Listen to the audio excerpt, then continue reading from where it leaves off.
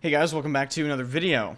So with Battlefield 2042 being how bad it is, and with me going back to older Battlefield games, I'm sort of just sitting here thinking, what actually made these older Battlefield games that much better? What made some of them classics in a lot of people's eyes? What did they do differently from Battlefield 2042? And in this video, we're going to go over my personal favorite Battlefield game, Battlefield 3, and I'm going to try to go over this in sort of like a non-rose-tinted glasses sort of way, right? Like, I'm not delusional. I want to go over this in like an objective way. I want to look at things like the way they are. I'm going to acknowledge some of Battlefield 3's major issues and acknowledge some of Battlefield 3's major victories. So with that being said, if you like the video, hit the like button. It really does help the channel out. Hit the subscribe button if you want to see more content like this. And I stream every single day on twitch.tv/enders. Link is in the description. Go drop it a follow if you haven't checked it out. Would love to see some of you guys there. So when talking about Battlefield 3, we have to go back to when this game kind of released, which was 2011. 2011 had a ton of great games released that year. Skyrim, Uncharted 3, Batman Arkham City, Dark Souls, Portal 2, and Call of Duty Modern Warfare 3, just to name a few. So when Battlefield 3 released, there was definitely stiff competition, and I'd argue probably even more stiff competition than right now. Another thing to acknowledge before we go over all the things in the game is the industry was a lot different, right? Battlefield 3 was still on the premium system. It was still played on PC, at least, through a web browser called Battlelog. And at least in my mind, games back then were simply just better than games are now. I think in this era of games, they were still made with passion. They were still released with the intention of it being a game, and they really wanted to make it good, and they wanted to flush out all the content and make it quality and push out patches and really deliver on their product. And I think the industry really as a whole, at least in FPS games, maybe not in other genres. Elden Ring is insane. I really enjoy that game. Just an example of as a modern game that doesn't actually adhere to this. But I think modern games now really are just aiming at making as much money as possible, as quickly as possible, and then pumping out another title. And that was definitely not the mindset present when Battlefield 3 was being developed and released.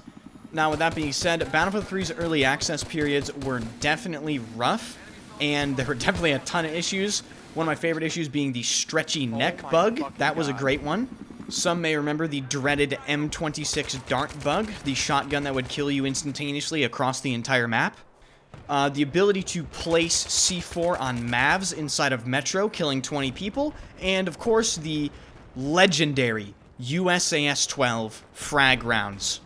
On top of that, Battlefield 3 released with a completely new game mechanic called suppression, which was immediately controversial, and I think the community as a whole right now really sees that as a mistake and feel that the game would have been better without it. And I have to agree with that. I do think that suppression was a mistake. It took them way too long to remove it from Battlefield games, and I just think, me personally at least, I'm very thankful that the games that I'm playing now do not have suppression in it, at least in the way that Battlefield 3 had it implemented.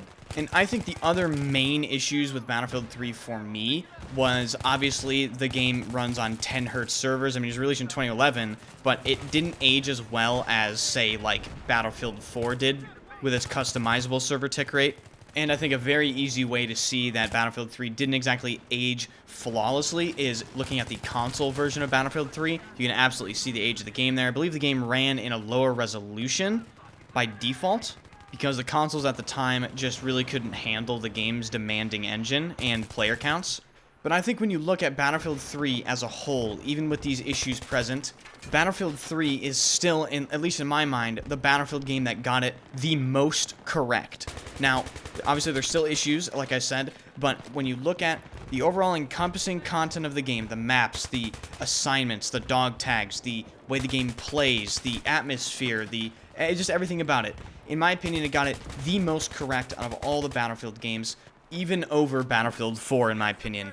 And some people might say that Battlefield 4 is just a better version of Battlefield 3. I actually disagree with that, because I think when you look at Battlefield 4, the maps alone, for me, in Battlefield 4, put it below Battlefield 3. And that's what I mean when I say Battlefield 3 got it the most correct. Like, Battlefield 4 got it right, just not as well as Battlefield 3 did. Like, if you look at some of the most iconic maps in Battlefield 3, we're talking, you know, No Shark Canals TDM. People still play that in fucking Battlefield 2042 today. That's how iconic that map is. So, No Shark Canal, Battlefield 3's maps were, some of them were specifically designed to play Rush on. Maps like Damavand Peak, maps like Grand Bazaar. If you remember Talam Market, that was an insane map from one of the DLCs. Battlefield 3 ended up having 5 DLCs. Back to Karkin, Close Quarters, Armored Kill, Aftermath, and Endgame. And each DLC came with a bunch of assignments, a bunch of maps, a bunch of weapons, and overall just a ton of stuff to do, and it offered a very versatile array of things to choose from. Like, if you wanted to play in vehicles, you play Armored Kill. If you wanted to play really close quarter stuff, so you would play Aftermath with the, you know, destroyed city areas, maybe play some close quarters DLC. And for me, Battlefield 3 as a game, when you're playing it, it is the Battlefield game that feels just it. It has that it factor.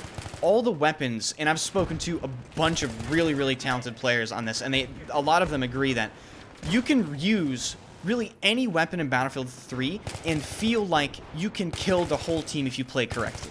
And that's something that a lot of other Battlefield games don't have. I really think Battlefield 3's weapon balance opens the meta up a lot. Now, obviously, when you're talking strictly meta, right? Like super sweaty stuff, people are going to use the M16, people are going to use the AN-94, blah, blah, blah.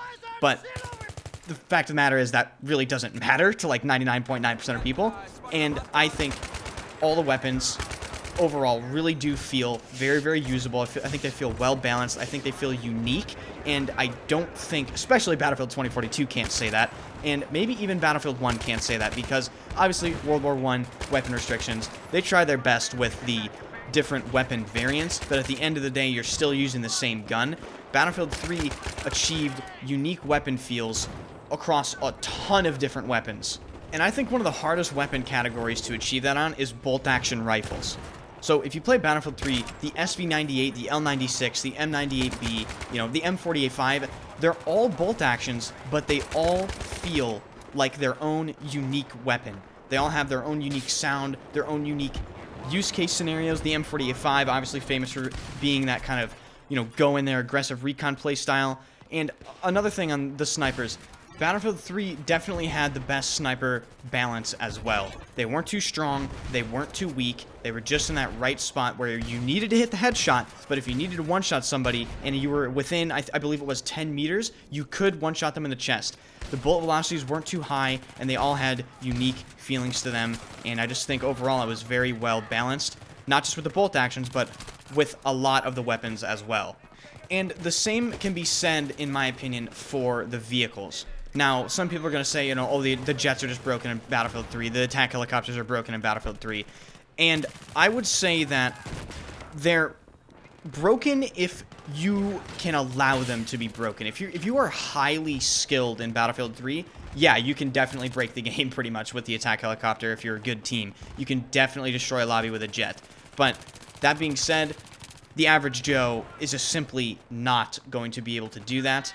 And I think that sort of notion is very important, because Battlefield 3 really did satisfy the average player and the extremely skilled player. And I think the Battlefield games that are most successful achieve that sort of dynamic, where players of all skill levels have something to do, have something to grind for, and have something to be satisfied about, without dumbing the game down. Now, that is a very important point, because Battlefield 3 achieved that without, you know, nerfing movement, without destroying gunplay, without simplifying a bunch of things. They just released the game, they said, here are the mechanics, it had a low enough skill floor and a high enough skill ceiling, and that is exceptionally overlooked in Battlefield games, and it really, really does contribute to why Battlefield 3 is, in my opinion, the overall best Battlefield game. And I haven't really even gotten into the really awesome assignments, the different weapon camos you can unlock, a bunch of different dog tags. Battlefield 3's dog tags, if you haven't seen them, are some of the Battlefield 3's dog tags literally have more effort put into them than the entirety of Battlefield 2042. I mean, we're talking like super unique, cool designs that you see and you go, I want to unlock that. I can't say that for anything in Battlefield 5 or Battlefield 2042. And that is what is missing from those specific games. Battlefield 3 just offered a ton of stuff a ton of high quality stuff, and they did it in a timely fashion. They didn't delay things by, 8 or 9 months, and the content that they did deliver satisfied a bunch of different people for a bunch of different reasons. So make sure to let me know your takes down in the comment section down below. If you like videos like this, hit the subscribe button. We're nearing 20,000 subscribers. Thank you guys so much for that. Be sure to like the video and drop my Twitch channel a follow. I stream every single day at twitch.tv/enders. I've been streaming, Battlefield games, Elden Ring, Minecraft, and just visiting a bunch of different stuff since 2042 is as bad as it is. So thank you guys so much for watching. Really do appreciate it. Join the Discord. Link is in the description below, and I'll see you guys later.